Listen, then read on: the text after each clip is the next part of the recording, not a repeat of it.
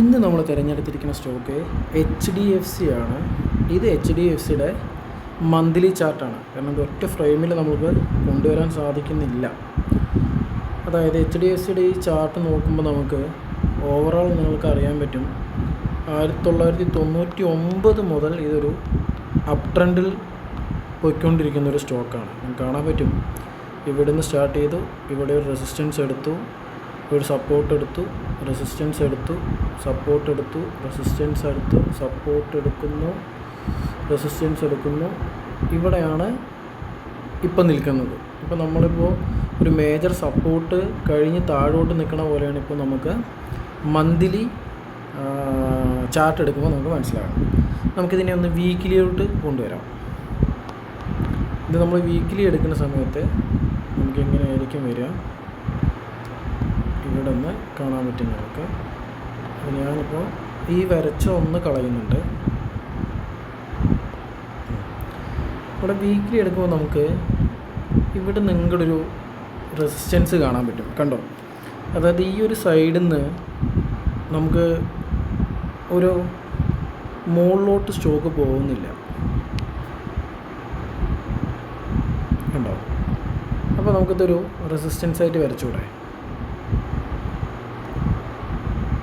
കാരണം ഇത് എപ്പോഴൊക്കെ നമുക്ക് ആ സ്ഥലത്ത് തട്ടുന്നുണ്ടോ അപ്പോഴൊന്നും തന്നെ അത് മുകളിലോട്ട് പോകുന്നില്ല.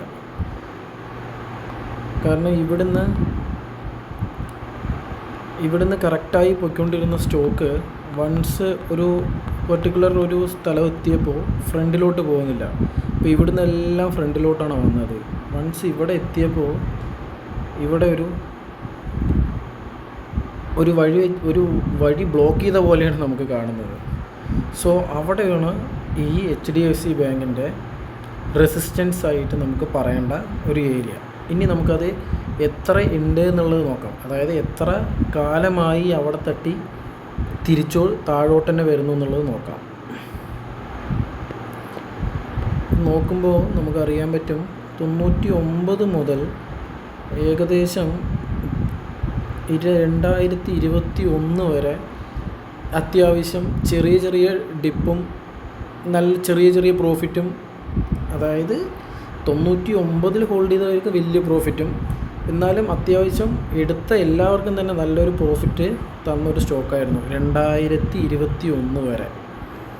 2021 ശേഷമാണ് നമുക്കിത് കാണാൻ പറ്റണത്. ഇവിടെ ഒരു റെസിസ്റ്റൻസ് ഫോം ആവുകയും അതിനുശേഷം 2021 മുതൽ ഏതാണ്ട് 2024 ഇന്നത്തെ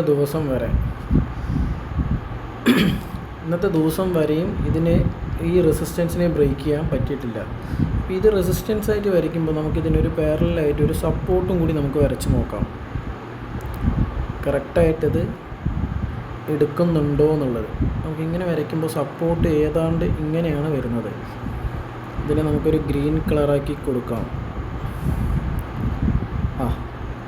ഇപ്പോൾ ഇവിടെ നമുക്ക് കാണാൻ പറ്റും സപ്പോർട്ട് റെസിസ്റ്റൻസിൻ്റെ ചാനലിലൂടെ ഒരു കൺസോൾട്ടേഷൻ നടന്നിരിക്കുന്നത്. വൺസ് ഈ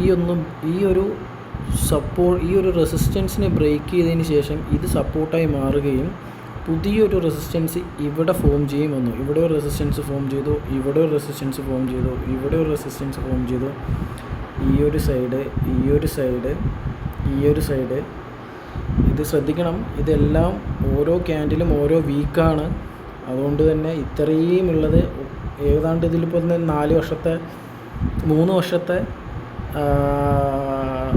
3 വർഷക്കാലം ഉള്ള ഗ്രാഫാണ് ഈ റെപ്രസെൻ്റ് ചെയ്തിരിക്കുന്നത്. നമുക്ക് ഒരു വര കാണുന്ന സമയത്ത് ഓരോ ക്യാൻഡിൽ സ്റ്റിക്കും നമുക്ക് ഓരോ വീക്കായിട്ട് വേണം നമ്മൾ കൺസിഡർ ചെയ്യാൻ. അപ്പോൾ ഇത്രയും പ്രാവശ്യം ഈ 3 വർഷത്തിൽ തട്ടി തിരിച്ച് വന്നിട്ടുണ്ട്. അത് തിരിച്ച് വരുമ്പോൾ തന്നെ ഇവിടുന്ന് തന്നെ സപ്പോർട്ടും അത് എടുത്തിട്ടുണ്ട്. ഇത് ബ്രേക്ക് ചെയ്ത് താഴോട്ട് വന്നിട്ടില്ല. ഇവിടെ എല്ലാം സപ്പോർട്ട് എടുത്തിട്ടുണ്ട്. ഇപ്പം നമ്മൾ എത്തി നിൽക്കുന്നത് ഇതിൻ്റെ റെസിസ്റ്റൻസിൻ്റെ ബാരിയറിലാണ്. അതുപോലെ തന്നെ ഇതിൻ്റെ വോള്യം ശ്രദ്ധിക്കേണ്ടതിരിക്കുന്നു. അതായത് വോള്യം ഞാൻ കാണിച്ചു തരാം. ഇത് കണ്ടോ? അതായത് വിത്ത് ഹൈ വോള്യം വന്നിട്ടുണ്ട്. ഈ ഒരു സൈഡിൽ നിങ്ങൾക്ക് നോക്കിയാൽ അറിയാൻ പറ്റും, ഇവിടം വരെ നല്ലൊരു വോള്യൂം ഫോം ആയിട്ടുണ്ട്.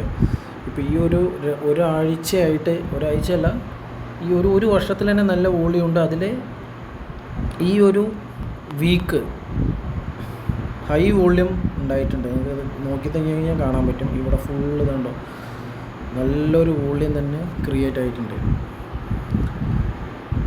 അപ്പോൾ നാളെ വൺസ് ഇതൊരു റെസിസ്റ്റൻസ് ബ്രേക്ക് ചെയ്യുകയാണെങ്കിൽ ഒരു ഗ്യാപ്പ് അപ്പിലായിരിക്കും ഇത്